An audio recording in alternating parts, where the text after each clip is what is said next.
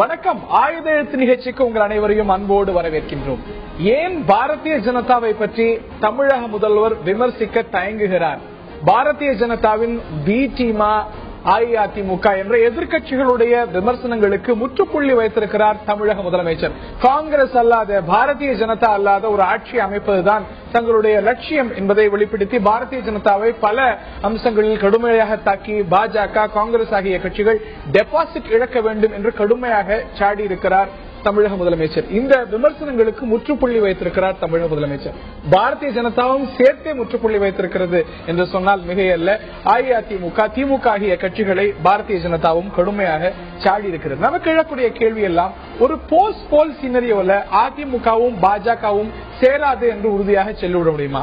அதே போல திமுகவும் காங்கிரசும் கை கோர்க்காதா தேர்தலுக்கு பிறகு? போஸ்ட் போல் சினரியோல திராவிட கட்சிகள் தேசிய கட்சிகளோடு சேராது என்று உறுதியாக சொல்லிவிட முடியுமா? இது போன்ற பல கேள்விகள் எழுந்திருக்க விரிவாக விவாதிப்போம் இன்றைய ஆயுத எழுத்து நிகழ்ச்சியில். முதலில் இது பற்றிய ஒரு தொகுப்பினை காணும்.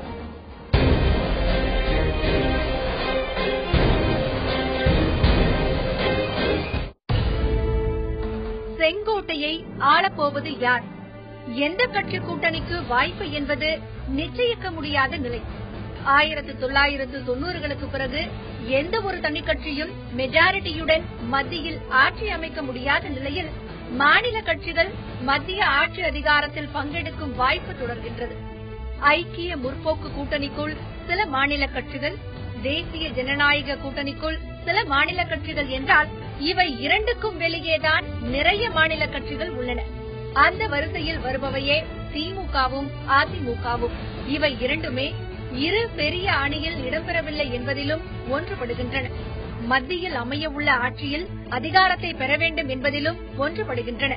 திமுக தலைவர் கருணாநிதிக்கு காங்கிரஸ் மீது ஒரு சாஃப்ட் கார்னர் இருப்பது போல் தெரிகிறது.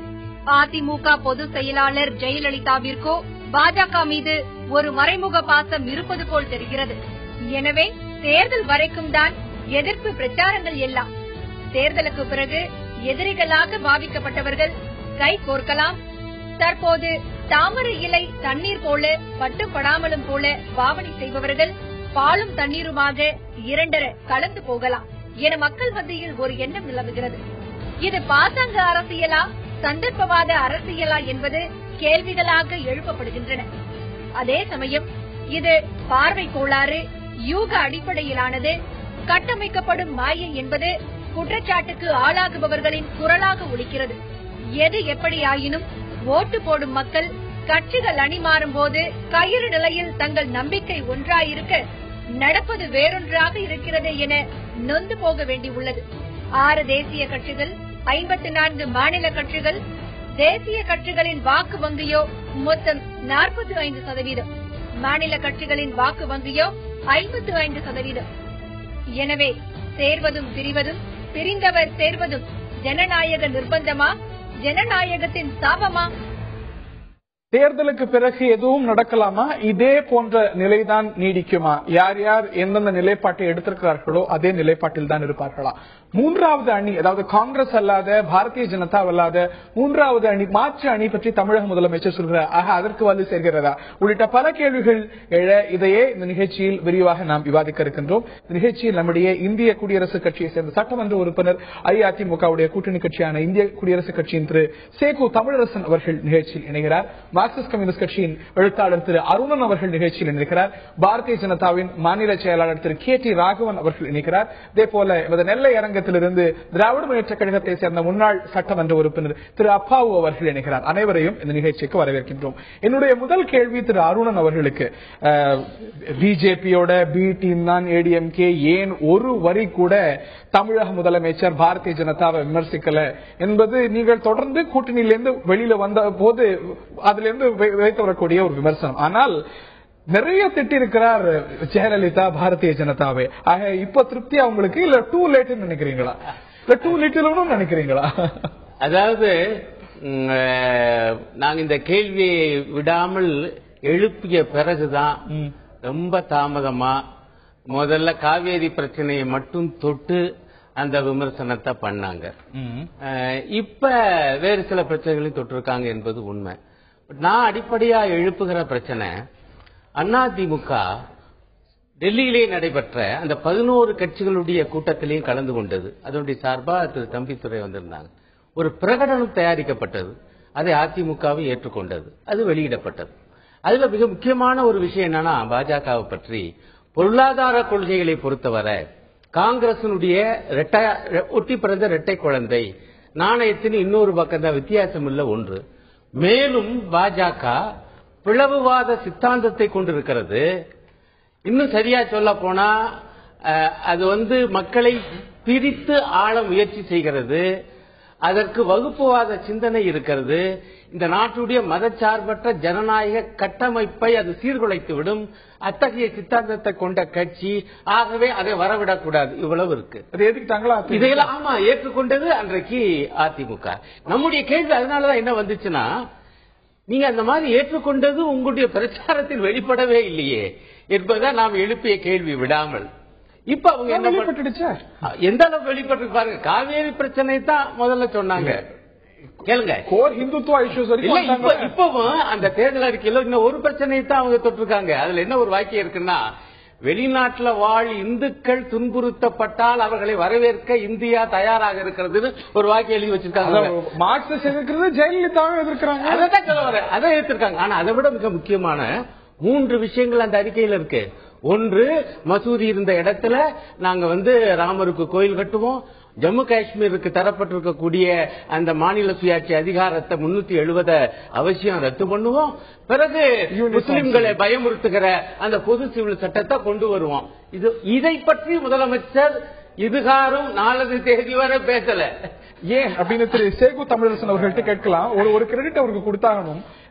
இதே நிகழ்ச்சியில் ஆயுத நிகழ்ச்சியில ஒரு சில நாட்களுக்கு முன்பாக, இன்னும் ஒரு மாதத்துக்கு முன்பாக நம்ம கேட்கும்போது ஏன் முதலமைச்சர் பாஜகவை விமர்சிக்கல அப்படின்னு கேட்ட போது திரு தமிழரசன் உத்தரவாதம் கொடுத்தார். பாருங்க, தேர்தல் பிரச்சாரம் போகட்டும், விமர்சிப்பார்னு. அதே போல விமர்சித்திருக்கிறார். ஆனால் இஸ் இட் டூ லேட் திரு தமிழரசன்? இல்ல, இப்ப தேர்தல் களத்துல இன்னமும் தேர்தலை இன்னைக்கு 8 நாட்களுக்கு இருக்கு தேர்தல் வாக்களிக்கிறது. இன்னைக்கு என்ன தேதி? 16 தான். 8 நாட்கள் இருக்கு. இன்னும் இந்த 8 நாட்கள்ல இது ரொம்ப காலதாமதம்னு நீங்க என்ன சொல்ல முடியும்? அதனால அது இது காலதாமதமானது அல்ல. நம்பர் 1. நம்பர் 2, டெல்லியில் நடந்த இந்த 11 கட்சிகளுடைய அணியில அவங்க வந்திருந்தாங்க, பங்கேற்றாங்க அப்படின்லாம் நம்முடைய அருணன் சொல்றாரு. எல்லா கட்சிகளுக்கும் உங்க மார்க்சிஸ்ட் கட்சியினுடைய கொள்கைகளே, எல்லா கட்சியும் அதே கொள்கைகள் இருக்கணும், சார்ந்து இருக்கணும், அதையே பேசணும் அப்படின்னு நீங்க எதிர்பார்க்க முடியாது. அது ஒரு குறைந்தபட்ச திட்டத்தின் அடிப்படையில் அமையறதான். அப்படிப்பட்ட ஒரு கையெழுத்து போட்டாங்க. இருங்க, தோழமை ஒரு குறைந்தபட்ச திட்டத்துல நீங்க மார்க்சிஸ்ட் கட்சி, இப்ப மார்க்சிஸ்ட் கட்சியோ அல்லது கம்யூனிஸ்ட் கட்சியோ இப்ப தேர்தல் வந்த பிறகு ஆந்திரால காங்கிரஸ் கட்சியோட கூட்டணியா பேசுறதோ, அதிமுகவுடைய நிலைப்பாடு. நாங்க சொல்ல வர்றதை நீங்க கேட்டுங்க. இப்ப ஆந்திரால கம்யூனிஸ்ட் கட்சி காங்கிரஸுக்கே ஒரு சில இடத்துல ஆதரிக்கணும்னு பேசுறதோ, இல்ல தமிழ்நாட்டில் பகுஜன் சமாஜ் கட்சிக்கு நாங்க சில இடத்துல ஆதரிக்கிறோம்னு சொல்றதோ, இதெல்லாம் தேர்தல் நேரத்தில் உங்க நிலைப்பாடை நீங்க மாத்திக்கிறீங்கல்ல?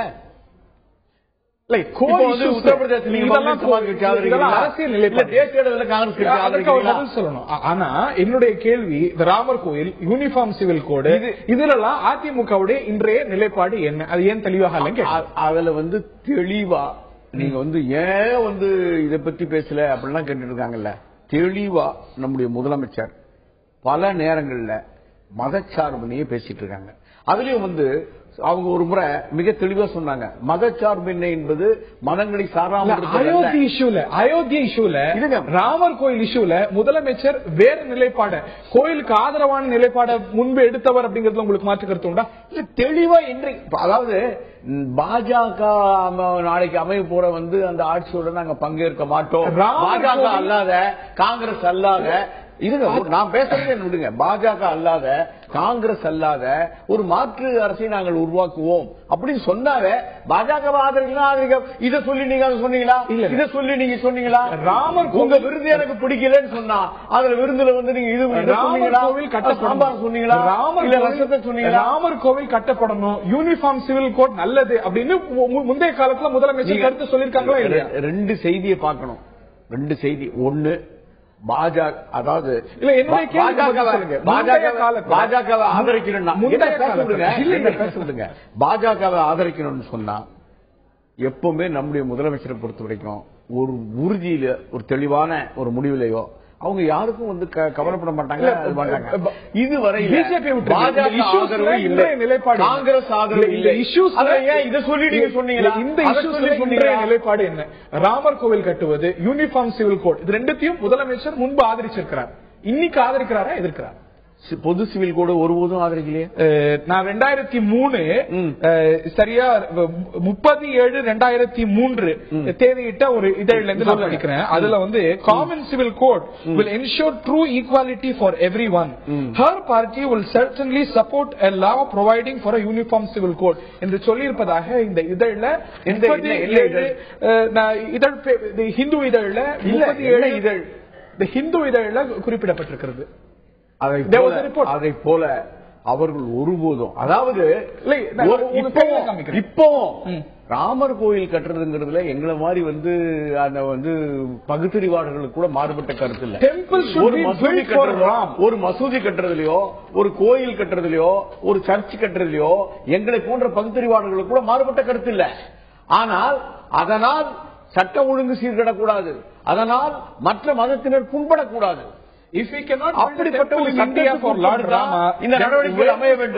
இந்த இதுல நிலைப்பாடுகள் மாறி இருக்காங்கிற கேள்விகள் இருக்கு.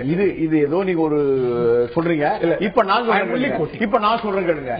திமுக பாராளுமன்றத்திலேயே ஒரு தனிநபர் மசோதா பொது சிவில் சட்டத்தை பத்தி வந்தபோது அந்த தனிநபர் மசோதாவை எடுத்துக்கிறதா இல்லையான்னு பாராளுமன்றத்தில் விவாதத்துக்கு வச்ச போது திமுக ஆதரிச்சதா இல்லையா? ரைட். இந்த கேள்விக்கு திமுக ஆதரிச்சு அப்பாவும் பதில் சொல்லணும். திரு அப்பாவும் உங்களை நோக்கியும் சில கேள்விகள் இருக்கு. இனி இந்த விமர்சனத்தை தமிழக முதலமைச்சர் மீது நீங்க வைக்க முடியாது இல்லையா? பாரதிய ஜனதாவை கடுமையாக சாடி இருக்கிறார் பல விஷயங்கள்ல. அதாவது பர்சிக்யூட்டட் ஹிந்துஸ்ங்கிற அந்த ஒரு கோர் ஐடியாலஜி சம்பந்தப்பட்ட விஷயத்துல கூட முதலமைச்சர் பாஜகவை கடுமையாக சாடி இருக்கிறார். இந்த விமர்சனத்தை உங்களால வைக்க முடியுமா? திரு அப்பா, அதாவது திராவிட முன்னேற்ற கழகம் ரொம்ப தெளிவாட்டு பொதுக்குழுவை கூட்டி திராவிட முன்னேற்ற கழகம் ஒரு சரியான முடிவு எடுத்தது. காங்கிரஸ் கூடயும் பாரதிய ஜனதா கூடயும் எங்களுக்கு கூட்டு கிடையாது அப்படிங்கறது 6 மாசத்துக்கு முன்னாலே பொதுக்குழுவை கூட்டி எங்க தேர்தல் அறிக்கையை அதுல இருந்தே நாங்க ஸ்டார்ட் பண்ணி இன்று வரைக்கும் பாரதிய ஜனதா கட்சியையும் காங்கிரஸையும் எதிர்த்துதான் நாங்க தேர்தல் பிரச்சாரம் பண்றோம். காங்கிரஸோட கை சொல்லிட்டீங்களே, பாரதிய ஜனதா கை குலுக்க தயார்னு சொல்லிட்டீங்க. அந்த கையை எந்த பக்கம் மதசார்பற்ற தேர்தலுக்கு பிறகு மதசார்பற்ற ஒரு ஆட்சி அமையுமானால் அதற்கு ஆதரவு கொடுப்போம். எப்பவும்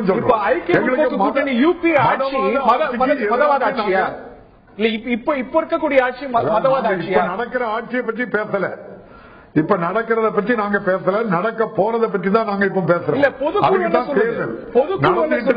இப்ப பொதுக்குழுல வந்து பிஜேபி கூடயும் காங்கிரஸ் கூடயும் எங்களுக்கு கூட்டு கிடையாது தேர்தல். ஆனால் தேர்தலுக்கு பிறகு திமுக தலைவர் சில நாட்களுக்கு முன்பாக சேலத்துல நடந்த கூட்டத்துல என்ன சொன்னார் அப்படிங்கறத நம்ம பார்க்கணும். அவர் சில நாட்களுக்கு முன்பாக சேலத்துல மதசார்பு இல்லாத ஒரு இயக்கத்தோட நாங்க தோழமை கொள்வோங்கிற அவர் என்ன சொன்னார்? திமுக தலைவர் சில நாட்களுக்கு முன்பாக நடந்த கூட்டத்தில் நம்ம தெளிவா பார்த்துக்கலாம். அதற்கு பிறகு நம்ம தொடர்ந்து பேசுவோம். என்னோடு இல்லை என்பதற்காக கைவிட்டு விட்டதாக யாரும் கருதக்கூடாது. மதச்சார்பற்ற முறையிலே ஒரு ஆட்சி நடத்துவதற்கு யார் கை கொடுத்தாலும் அந்த கையை குலுக்கி வரவேற்போம் என்று மாத்திரம் நான் சொல்லிக்கொள்ள. போஸ்ட் போல் சினரியோல திமுக பாஜகவோடு சேராது என்று உறுதியாக சொல்லிட முடியுமா?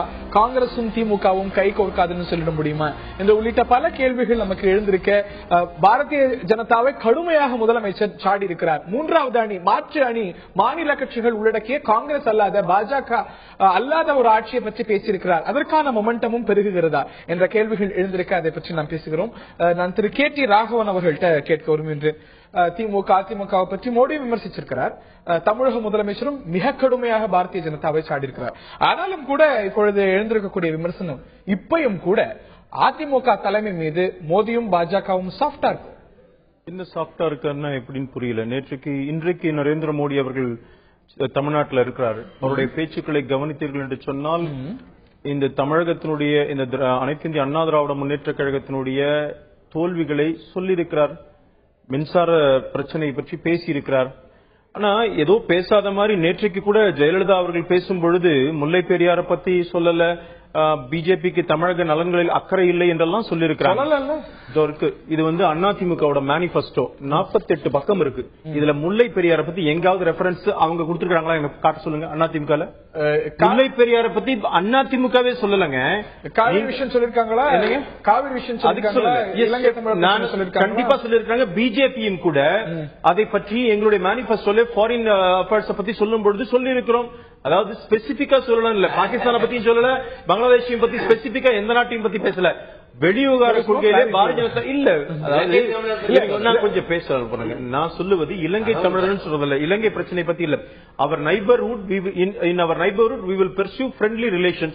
However, where required we will not hesitate from taking strong stand and steps. 2009 தேர்தல் அறிக்கையில ஏன் ஸ்ரீலங்கா பத்தி பேசுனீங்க, இப்ப ஏன் பேசல? இல்ல பேசலங்கிறது இல்லங்க. நைபர்ஹுட்னா பக்கத்து அண்டை நாடுகளை பத்தி பேசி இருக்கிறோம் என்று சொல்ல வருகிறேன். கச்சத்தீவு பத்தி என்ன பேசிருக்கீங்க? இல்ல சார், அதுதான் சொல்ல வரேன் சார். தனித்தனியா அவர் சொன்னது பாருங்க, நீங்க இது சாப்பாடு சரியில்லைன்னு சொன்னா ஒவ்வொன்றையும் சொல்லணும்னு அவசியம் இல்லை.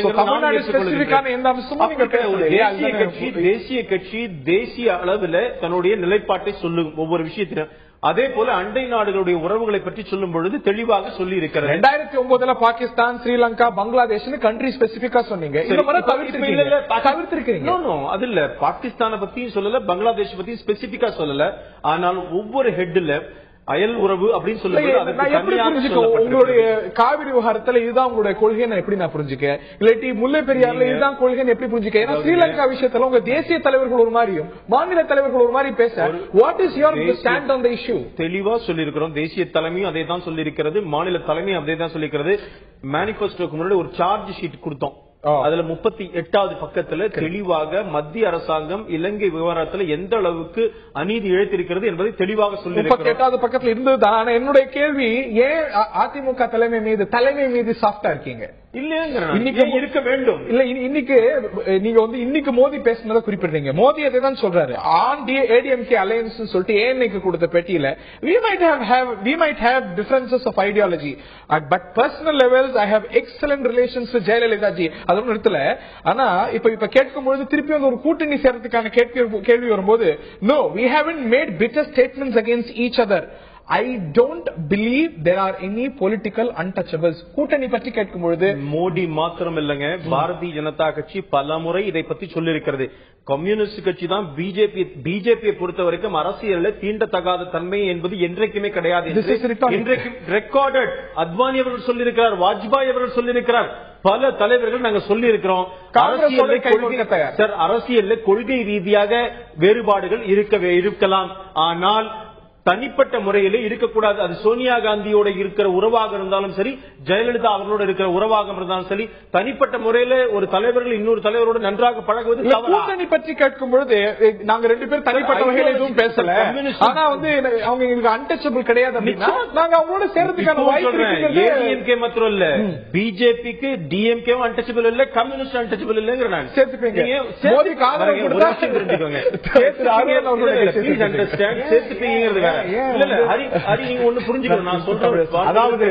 அதுக்கு முன்னாடி கொள்கை ரீதியான உடன்பாடை பத்தி எல்லாம் பேசவில்லை, கூட்டணி பத்தி பேசல.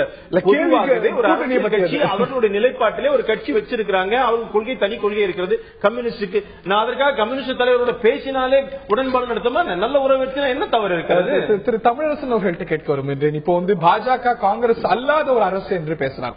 இந்த லைன்ஸ் வெளிப்படையா இன்னைக்கு மம்தா பானர்ஜியும் ஜெயலலிதாவும் பேசுறாங்க. இந்த நிலைப்பாடு இன்னைக்கு இடதுசாரிகள் இல்ல, ஒரு மாற்று அணிங்கிறதுக்கான ஒரு கோஷமே தேசிய அளவுல கேட்காத போது இன்னைக்கு இருக்கக்கூடிய சூழ்நிலையில அது சாத்தியமா? இப்ப இந்த தேர்தல் ஒரு வித்தியாசமான தேர்தல்.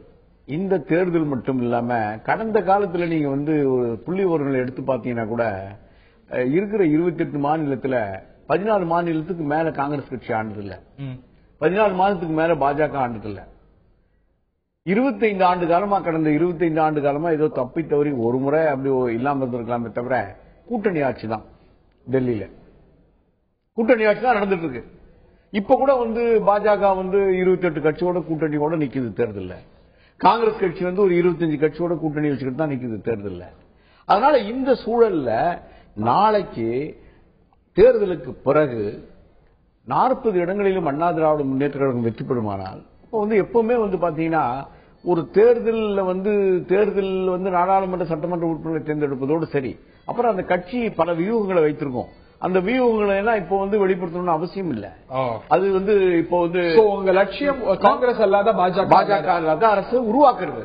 அதுக்கு வழி இல்லைன்னு சொல்ல முடியாது. நீங்க என்ன லைன்ஸ் எடுத்தீங்களோ அந்த லைன்ஸுக்கு வந்துட்டாங்க. நீங்க பாராட்டின மகிழ்ச்சி அடையணும். மம்தா பானர்ஜி பேசுற மாதிரி பேசுறாங்கனால உங்களுக்கு வருத்தமா இருக்கும் அருணன். அது இல்லங்க, இப்ப என்ன பிரச்சனைன்னா பாஜகவும் இல்லாத காங்கிரசும் இல்லாத ஒரு மாநில கட்சிகளுடைய ஆட்சி வரக்கூடிய வாய்ப்பு இருக்கு என்று நேற்று தான் முதலமைச்சர் சொல்லியிருக்காங்க. இதுவரைக்கும் பேசல. ஆனா நான் சொல்ற பாயிண்ட், உங்களோட கூட்டணி சேரும்போது அதான் அர்த்தம் இல்ல அந்த 11 கட்சிகள் பிரகடனத்துல இந்த பாயிண்ட் இருக்குது. ஆனா அதுல இன்னொரு அம்சம் என்னன்னா, இந்த இரண்டும் இல்லாதது மட்டுமல்ல, இந்த இரண்டும் இல்லாதது மட்டுமல்ல, இந்த இரண்டும் இல்லாத எந்த கட்சிகள் அந்த 11 கட்சிகள் அப்படிங்கிற அம்சமும் அதுல இருக்கு. இப்ப என்ன நுணுக்கமான விஷயம், மம்தா பானர்ஜி பிரச்சனை அதுக்கு சொல்ல வரல, இதனால என்ன ஆகுமோ சொல்ல முடியாது. இப்ப நுணுக்கமான விஷயம் என்னன்னா, இப்ப கட்சிகள்ல மட்டும்தான் வெளியே வந்துட்டுதா, வேற பல கட்சிகள் வெளியே போச்சு. யாரும் வெளியே வரல. இருங்க, என்ன பட்டியல் தரவா?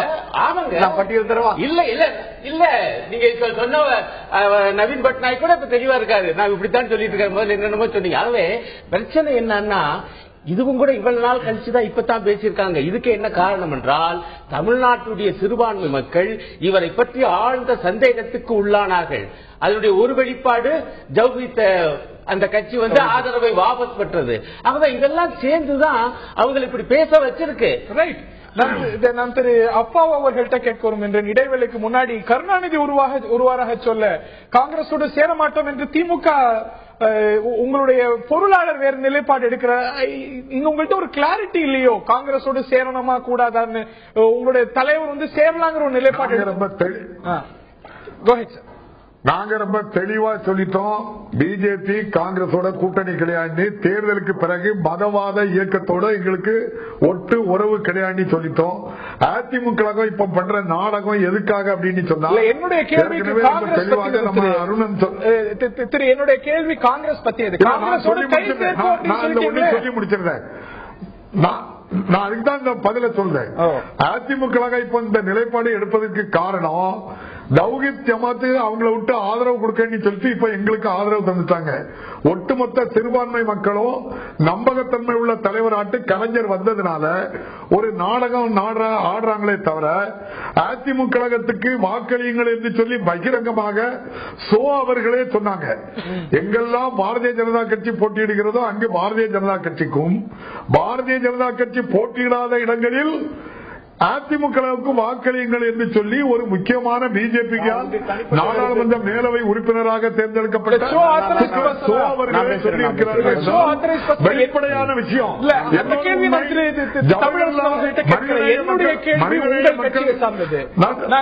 நான் ஒன்றை முடிச்சிருந்தேன், அப்புறம் சொல்றேன். மனிதநேய மக்கள் கட்சியினுடைய சட்டமன்ற தலைவர் ஜவஹர்லா ஒரு முறை கூட இடஒதுக்கீடை பற்றி அவரை பேசவே அனுமதிக்கலன்னா சிறுபான்மையினருக்கு விரோதமாட்டு இந்த அம்மா இருக்கிறாங்க. பிஜேபியினுடைய கொள்கைக்கும் நாங்க தெளிவா எனக்கு வாய்ப்பு கொடுங்க. இருவருமே சொல்லிருக்கீங்க. நான் தெளிவா இருக்கோம். நாங்க அதாவது காங்கிரஸோட கை கொடுக்க சொல்ல, மதசார்பற்ற ஒரு இயக்கத்தோடு கை கொடுக்க. நிச்சயமா பேசலாம். திமுக தலைவர் சொன்னது காங்கிரஸ் இல்லையா பார்க்கலாம். கை சேர்ந்தோம் என்னோடு இல்லை என்பதற்காக கைவிட்டு விட்டதாக யாரும் கருதக்கூடாது.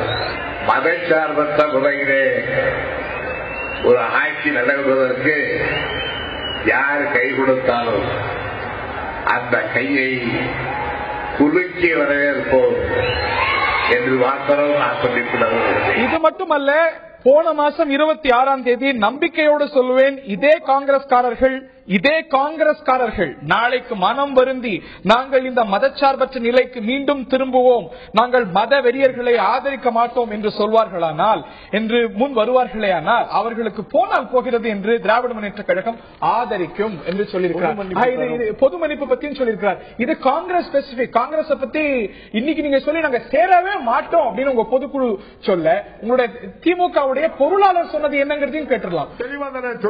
திமுக பொருளாளர் எக்காரணத்தை கொண்டும் சேர மாட்டோம்னு சொல்லியிருக்காரு. அவர் சொன்னது என்னங்கிறதையும் கேட்டுடலாம். பிறகு நான் உங்கள்கிட்ட வரேன். அப்பொழுது ஏற்பட்ட அந்த கூட்டணியிலிருந்து விலகுவதற்கு என்ன காரணம்? இலங்கையில் தமிழர்கள் படக்கூடிய கொடுமைகள், மீனவர்களுடைய பிரச்சனை, காமன்வெல்த் மாநாட்டிலே பங்கேற்கக்கூடாது என்று ஒரு சூழ்நிலை வந்த நேரத்தில் அதை நாங்கள் வலியுறுத்தி வற்புறுத்தி தலைவர் அவர்களே பலமுறை ஒரு துரும்பு கூட பிரதமர் அல்ல, பிரதமரின் சார்பில் ஒரு துரும்பு கூட கலந்து கொள்ளக்கூடாது என்று வெளிப்படையாகவே அறிவிப்பு வெளியிட்டிருந்தார்கள். ஆக நாங்கள் பொறுத்து பார்த்தோம். அதற்கு பிறகு பொதுக்குழுவிலே இனி காங்கிரஸோடு கூட்டணி வைத்துக் கொள்ளக்கூடாது என்ற ஒரு முடிவினை வெளிப்படையாக அறிவித்திருக்கிறோம். ஆனால் இப்ப கடைசி வரைக்கும் ஊடகங்கள்ல வந்த பேச்சாகட்டும், இல்லாட்டி டெல்லியில இருந்த தலைவர்களாகட்டும், காங்கிரஸ் கூட மீண்டும் கூட்டணி மலர்வதற்கான வாய்ப்புகள் இருந்தது என்றதோட ஒரு தோட்டத்தை ஏற்படுத்தலையா? அது திராவிட முன்னேற்ற கழகத்தோடு பிஜேபி காங்கிரஸ் ஏதோ தொடர்பு வைத்துக் கொண்டிருப்பது போல ஒரு தோற்றத்தை தொலைக்காட்சியினரும் பத்திரிகைகள் துறையிலும் சார்ந்தவர்களும் அதை திட்டமிட்டு செய்து கொண்டிருந்தார்கள். அது உண்மை அல்ல. வேண்டுமானால் காங்கிரஸ் கட்சி முயற்சித்திருக்கலாம். ஆனால் பொதுக்குழு எடுத்த முடிவின் அடிப்படையில் தான் கடைசி வரையில் இருந்து கொண்டிருக்கிறோம், இருக்க போகிறோம், இருக்கின்றோம் அப்படின்னு நீங்க சொல்ல கைகுலுக்க தயாராயிட்டீங்க அப்படிங்கும்போது நிலைப்பாடு மாறி இருக்கிறது அர்த்தம். திரு அப்பாவு, இல்ல கைகுலுக்க தயாராக இருக்கிறோம் அப்படிங்கிறதுக்கு என்ன அர்த்தம் அப்படின்னு சொன்னா, மத சார்பு இல்லாத ஒரு ஆட்சி வந்தால் பிஜேபியோ காங்கிரஸ் தலைமையில் தான் என்ன ஆட்சி வரணும் நீங்க நம்ப முடியாது. நிச்சயமாட்டு இந்தியாவில் இருக்கக்கூடிய பல மாநிலங்கள்ல பிஜேபி ஆட்சியும் கிடையாது, காங்கிரஸ் ஆட்சியும் கிடையாது. இது வரக்கூடிய காலங்களில் நாடாளுமன்ற தேர்தலில் அந்தந்த மாநில கட்சிகள் தான் பெரும்பான்மையான வாக்குகள் பெற்று மிக அதிகமான நாடாளுமன்ற உறுப்பினர்கள் வர இருக்கின்றார்கள். ஆகவே நீங்கள் காங்கிரஸ் தலைமையிலோ பிஜேபி தலைமையிலோ தான் ஆட்சி இருக்கின்ற பாரதிய ஜனதா கட்சிக்காரங்க நம்புறாங்க நம்ம வந்துடலாம் அப்படின்னு சொல்லி. மோடி அலை முடிஞ்சு போச்சு. அவர் மனைவியை சொன்னதோட அவங்களுடைய அலை முடிஞ்சு போச்சு. காங்கிரஸ் ஏற்கனவே முடிஞ்ச விவகாரம். நாங்க கை குலுக்குவோம் அப்படின்னு சொன்ன ஒரே முடிவு, யார் மதசார்பு இல்லாம ஒரு ஆட்சி அமைக்காங்களோ அவங்க கூட தான் இருப்போமே தவிர அதை எந்த விதமான மாற்று கருத்துக்கும் இடமில்லை. நம்முடைய தளபதி சொன்னது போல நேற்றும் இன்றும் நாளையும் இதே நிலைதான் என்பதுதான் உறுதியான நிலை. அப்படி இருக்கக்கூடிய சூழ்நிலை தான் மதவெறியர்களை ஆதரிக்க மாட்டோம் என்று சொல்வார்களே, ஆனால் முன்வர்களா அவர்களுக்கு போனால் போகிறது என்று அவர்களை ஆதரிக்கும் என்றுதான் சொல்லியிருக்கிறார். அந்த அவர்கள் அப்படிங்கிறது காங்கிரஸ்காரர்கள் தானே, அவர்களை தான் ஆதரிக்கிறார் திமுக தலைவர் சொல்லியிருக்கிறார். கேள்வி எழ ராகவன் அவர்களும் திரு தமிழரசன் அவர்களும் சொல்ல நினைக்கிறார்கள். இதை தாண்டி பாஜகவோடு அதிமுக கை கோர்க்கும் என்று சொல்வது சரியா, சேராது என்றுதான் நம்ப வேண்டுமா? திமுகவும் காங்கிரசும் சேராதா தேர்தலுக்கு பிறகு? இந்த ஒரு அரேஞ்ச்மெண்ட் தான் தொடர்ந்து தொடருமா என்ற கேள்விகள் எழுந்திருக்கு. திரு கே டி ராகவன் இடைவேளைக்கு முன்னாடி குறிக்கிற விரும்பினீங்க. என்னோட கூடுதலா ஒரு கேள்வியும் கேட்டுறேன். உங்களுடைய கூட்டணி கட்சிகள் விஜயகாந்தோ இல்லாட்டி பாமகவோ விமர்சிக்கிற அளவுக்கு அதிமுகவை நீங்க விமர்சிக்கிறது இல்லை அப்படிங்கிறது உண்மைதான். பாருங்க, ஃபர்ஸ்ட் மரியாதைக்குரிய திராவிட முன்னேற்ற கழகத்தினுடைய பொறுப்பாளர் சொன்னதுக்கு நான் சில விஷயங்கள் சொல்ல விரும்புறேன். மதவாத சக்தின்னு பாரதிய ஜனதா கட்சி குறிப்பிடுகிறார் என்பது புரிகிறது. நான் கேட்கின்றேன், உங்களோடு இருக்கிற தமிழ்நாடு முஸ்லிம் முன்னேற்ற கழகத்தினுடைய அரசியல் அமைப்பு தான் மனிதநேய மக்கள் கட்சி. அதோடு கூட்டணி வைத்திருக்கிறீர்கள். தௌஹீத் ஜமாத் அதோடு கூட்டணி வைத்திருக்கிறீர்கள். அதுல யாரு இஸ்லாமிய தவிர மீதிய சேர முடியுமா? அந்த இயக்கங்கள் எல்லாம் அது தெரியுமா? இவர்களெல்லாம் மதவாத இயக்கம் இல்ல, பாரதிய ஜனதா கட்சி மதவாத இயக்கமா? அதே போல 1992 அந்த சர்ச்சைக்குரிய கட்டணம் அயோத்தியில இடிக்கப்பட்டது. அதற்கு பிறகுதானே நீங்கள் பாரதிய ஜனதா கட்சியோட கூட்டணி வைத்தீர்கள். 2002 கோத்ரா ரயில் சம்பவத்துக்கு பிறகு வந்ததுக்கு பிறகு அதற்கு பிறகும் கூட நீங்கள் 2004 வரை பாரதிய ஜனதா கட்சி கூட்டணியில தொடர்ந்தீர்களே. அதற்கு அப்ப கூட விடுங்க. இப்ப ஏற்காடு இடைத்தேர்தலில் பாரதிய ஜனதா கட்சிக்கு எதுக்கு லெட்டர் அனுப்பிச்சீங்க? எல்லா கட்சிக்கும் ஏன் நாங்க தான் மதவாதிகள் சொல்றீங்களே, எங்களுடைய ஆதரவு உங்களுக்கு எதற்கு தேவை? யாரை ஏமாற்றிக் கொண்டிருக்கிறீர்கள் என்பதுதான் நான் கேட்கிறேன். அடுத்த கேள்வி நீங்க கேள்விக்கு பதில் சொல்றேன். அவர் அப்புறம் ரெஸ்பாண்ட் பண்ணட்டும். நான் என்ன கேட்கிறேன், நீங்க கேட்கறீங்க ஒவ்வொருத்தரும் இத்தனை கட்சிகள் இருக்கிறது. பாரதிய ஜனதா கட்சி ஒரு தேசிய கட்சி. இன்றைக்கு நடைபெற இருக்கிறது பாராளுமன்ற தேர்தல். பாராளுமன்ற தேர்தலில் காங்கிரஸ் கட்சி மத்தியில் ஆட்சி செய்து கொண்டிருக்கிறது. அந்த கட்சியினுடைய தோல்விகளைத்தான் ஒரு கட்சி சொல்லணும். நாங்க சொல்லிட்டு இருக்கோம் அதிமுக இவங்க பாமகவும் தேமுதிகவும் மாநில கட்சி அரசாங்கத்தை விமர்சிக்கிறது. இன்றைக்கு பிஜேபி கூட மாநில அரசாங்கத்தை மரியாதைக்குரிய நரேந்திர மோடி அவர்களை விமர்சிக்கிறார்கள். வேற என்ன செய்யணும்னு நினைக்கிறீங்க? நான் திரு அப்பா அவர்கள்ட்ட அதாவது நீங்க மத வெறியில எப்படி இருக்கீங்கிறதுக்கு ஒரே உதாரணம், தேர்தல் அறிக்கையில ராமர் கோயில் கட்டுவோங்கிறதா சொல்றீங்களே தவிர இந்த நாட்டில் மின்சார பிரச்சனையை தீர்த்துருவோம், வேலையில்லா திண்டாட்டத்தை ஒழிப்போம், விலைவாசியை குறைப்போங்கிறது உங்களுடைய நோக்கம் அல்ல. ஆட்சியை பிடிக்க வேண்டும் என்பதற்கு ராமர் கோயில் கட்டுவதற்கு எத்தனையோ இடம் பாரதிய ஜனதா கட்சியுடைய செயல் திட்டத்தில் தெளிவாக சொல்றீங்க. சட்டத்தை ஒட்டுமொத்தமா கொண்டு வருவீங்க. ஒன்ன மட்டும் சொல்றேன், மகாத்மா காந்தி சொன்னாங்க, எந்த நாட்டில் சிறுபான்மையினரை நாகரிகமாட்டு எந்த நாட்டில் சிறுபான்மையினரை மகிழ்ச்சியா வைக்க முடிகிறதோ அந்த நாடுதான் நாகரிகமான நாடு.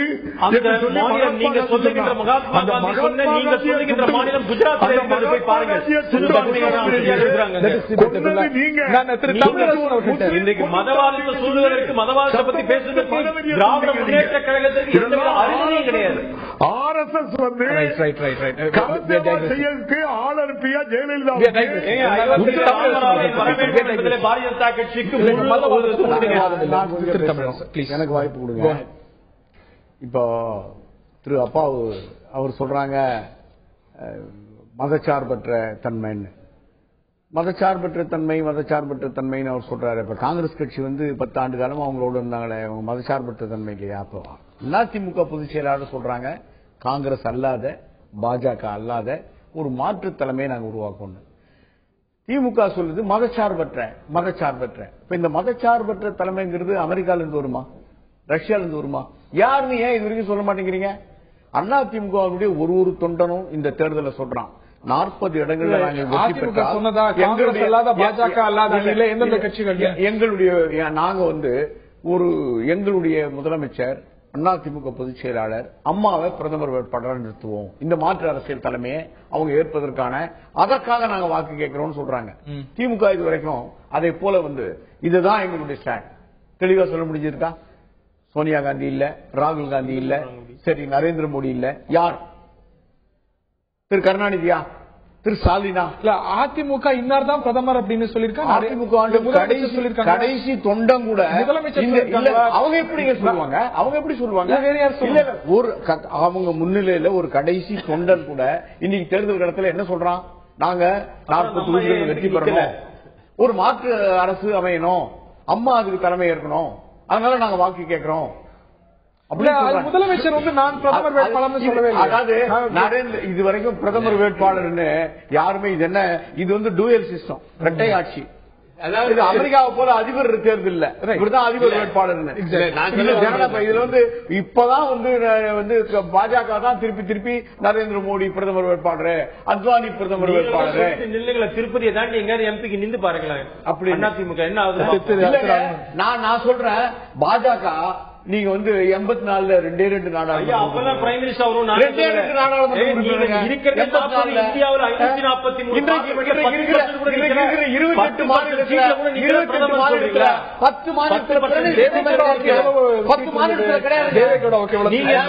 இருக்கிறீங்க, 10% சீட்டு கூட நிக்கல ஆட்சிக்கு.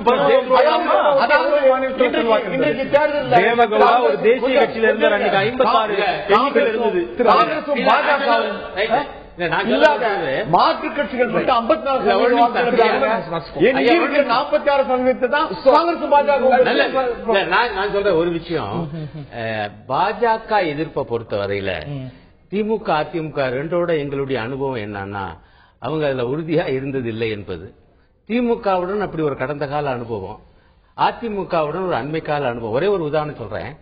1999 ஏப்ரல் 10 அன்றைக்கு முதல்வர் டாக்டர் கலைஞர் அவர்கள் நான் எழுதிய தமிழகத்தில் சமூக சீர்திருத்தம் என்கிற நூலை அவர் வெளியிட்டு பேசினார். பேசும்போது என்ன சொன்னாரு? நான் ஒரு கம்யூனிஸ்ட், நான் எப்பவும் இடதுசாரிகளோடு தான் இருப்பேன். அடுத்த நாள் பாஜகவோட உடன்பாடுக்கு போயிட்டார். இதுதான் எங்களுக்கு பெரிய அதிர்ச்சி தந்த விஷயம். ஆக அது கடந்த கால அனுபவம். இப்ப அதிமுக தலைமை என்ன பண்ணுச்சுன்னா 11 கட்சிகளுடைய பிரகடனத்துல கையெழுத்து போட்டுவிட்டு கடைசியா வந்து என்ன சொல்லிருச்சுன்னா நம்ம சந்தோஷமா பிரிவோம் சொல்லிருச்சு. இப்ப நிச்சயமா பிரிந்தது பற்றி அவர்கள் வருத்தப்படுவார்கள் என்று நாங்கள் நிச்சயம் நம்புகிறோம். இருங்க நான் முடிச்ச இவங்களும் ஏற்கனவே 98 பாஜகவோட போனவங்க தான். ஏன் நீங்க வந்து 11 கட்சி கூட்டும் போது அந்த கேள்வி அப்பயும் கேட்கப்பட்டது இல்ல அவங்க சர்டிபிகேட் கொடுத்தாங்க. அதனால மீண்டும் அவர்கள் திருந்தி விட்டார்கள் நம்பணும். சரி அவர்கள் சர்டிபிகேட் கொடுத்தீங்க இல்ல இல்லங்க எங்க ஒருத்தவங்க தவறு பண்றாங்க. சரி இப்ப மீண்டும் வந்து சொல்றாங்க நாங்க வந்து பாஜகவோட போக மாட்டோம் என்பதல்ல, பாஜக பற்றி அது வகுப்புவாத கட்சி அது வரவிட மாட்டோம் என்று சொல்லுகிற பிரகடனத்துல கையெழுத்து போடுறாங்க. ஆகவே நம்புறோம். அதை நோக்கி போற மாதிரி தானே முதலமைச்சருடைய பிரச்சாரம் இருந்துச்சு. இப்ப நாங்க எல்லாரும் வற்புறுத்தின பிறகுதான், கேள்வி மேல கேள்வி கேட்ட பிறகுதான் தௌஹீத் ஜமாத் போன்ற கட்சிகள் சிறுபான்மையோர் இவங்களை பத்தி சந்தேகம் கொண்டதுக்கு பிறகுதான் இப்ப லேசா பேச ஆரம்பிச்சிருக்காங்க. நீங்க ஒரு வாக்கியம் சொன்னீங்க, இதுவும் கூட too little and too late. நான் அதுக்கு பதில் சொல்றேன். இப்பவும் ஸ்பெக்ட்ரம் ஊழலை பத்தி கம்யூனிஸ்ட் கட்சி இந்தியா முழுவதும் பேசுது. ஆந்திராவில் மட்டும் நான் வந்து காங்கிரஸ் கட்சி ஆதரிக்கிறோம்னா அப்ப அங்க ஸ்பெக்ட்ரம் ஊழல் இல்லையா? எங்க அது சிபிஐ கட்சி அங்க இருக்க விசேஷ நிலவின் காரணம்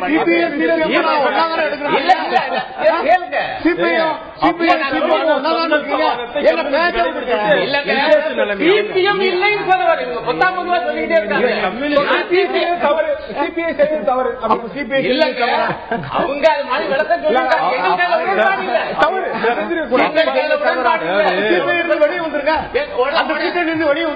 ஒவ்வொரு விஷயத்துக்கு வெளியே வரணும்னா அவங்க கூட சேர்ந்தே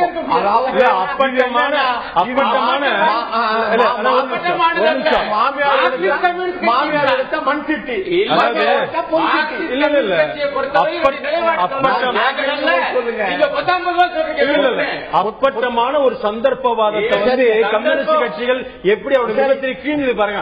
ஆந்திராவில் சிபிஐ வந்து காங்கிரஸ் வச்சுக்கிறாங்க, இங்க வந்து 2G வழக்கு வந்து பேசுவாங்களா? அது நீங்க எதிர்த்து அப்ப நீங்க நான் சொல்றேன் சிபிஐயோட கூட்டணி விட்டு வெளில வந்துருவீங்களா? காங்கிரஸ் சேர்ந்திருக்காங்க ஒவ்வொன்றுக்கும் கூட்டணி வந்து காமன் சிவில் கோட் ஏற்று பாமக நீங்க வெளியேறீங்களா? நீங்க தானே சொல்றீங்க, நீங்க தானே சொல்றீங்க ஒவ்வொரு விஷயத்துக்கு வெளியேறா பாமக இன்னைக்கு தேர்தல் அறிக்கை நீங்க ஒரு காரணம் இல்லங்க. ரெண்டு கட்சி சில வேறுபாடுகள் இருக்குங்க. சந்தர்ப்பவாதம் சேர்ந்து நம்ம மதசார்பற்ற இல்லங்க. நாங்க அதான் சொல்ல நடந்ததை வச்சுதான் நாங்க சொல்ல வரோம். ஒவ்வொரு பிரச்சனைக்கு வெளியே வரங்களோட நான் இருக்கவே முடியாது. பாமகவுக்கும் தேமுதிகவுக்கும் மதிமுகவுக்கும் உங்களுக்கு என்ன தமிழரசன் இப்போ பிஜேபியை பத்தி விமர்சிக்கிறாங்க. இந்த எலெக்ஷன்ல மோடி ஒரு பெரிய இஷ்யூவாக மலர்ந்திருக்கிறார். மோடி ஆதரவா எதிர்பார்ப்பிக்கும் போது மோடி பற்றி முதலமைச்சர் ஏன் விமர்சனம் செய்யல? 2002 கலவரம் பற்றி கேள்வி. அதாவது கடந்த காலத்துல 10 ஆண்டு காலம் இந்தியாவை ஆண்டு கொண்டிருந்த கட்சி காங்கிரஸ் கட்சி. காங்கிரஸ் கட்சி செய்த அந்த நடவடிக்கைகளை தான் ஒரு கட்சி விமர்சிக்க முடியும். இவர்களை பொறுத்தவரையில இவங்களுடைய திட்டங்களை, கொள்கைகளை, அந்த நடைமுறைகளை தான் பேச முடியுமே தவிர பாஜக ஒன்னும் இன்னைக்கு 10 வருஷமா இந்தியாவில் ஆளுகிற கட்சி இல்ல. இப்ப ஏன் அப்புறம் வந்து ஏன் நீங்க வந்து ஆம் ஆத்மி கட்சி பத்தி பேசல? எதுக்கு நீங்க அப்புறம் இதெல்லாம் பேசி கேட்டு 10 ஆண்டு காலமா மத்திய தேர்தல் அறிக்கை பத்தி பேசல? பிஜேபி தேர்தல் அறிக்கை பத்தி 10 ஆண்டு காலமா மத்தியில ஆண்டு கொண்டிருக்கிற கட்சி காங்கிரஸ் கட்சி. காங்கிரஸ் கட்சியை பத்தி தான் ஒரு ஆளுகிற கட்சியை பத்தி தான் விமர்சிக்க முடியும். ஆளுகிற கட்சியை பத்தி தான் குற்றம் சொல்லணும். மற்ற கட்சியை பொறுத்த வரைக்கும் அவங்களுடைய திட்டங்களை, அவங்களுடைய செயல்முறைகளை தான் விமர்சிக்கணும்.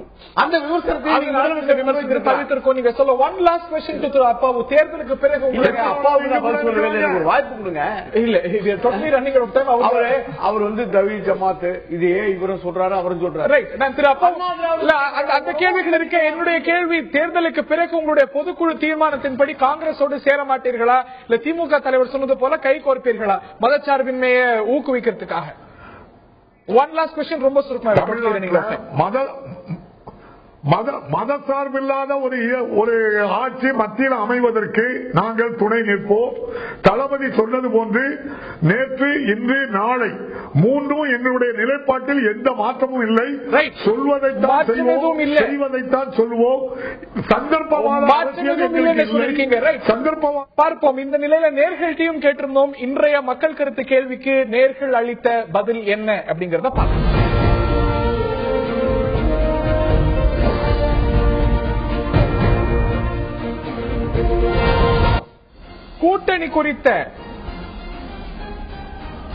கூட்டணி குறித்த கட்சிகளுடைய நிலைப்பாடு உறுதியானது என்று 48%, தேர்தலுக்கு பிறகு மாறக்கூடியது என்று 37%, மாறினால் என்ன, மாறினால் தவறில்லை என்று 15% தங்களுடைய பார்வைகளை பதிவு செய்திருக்கிறார்கள்.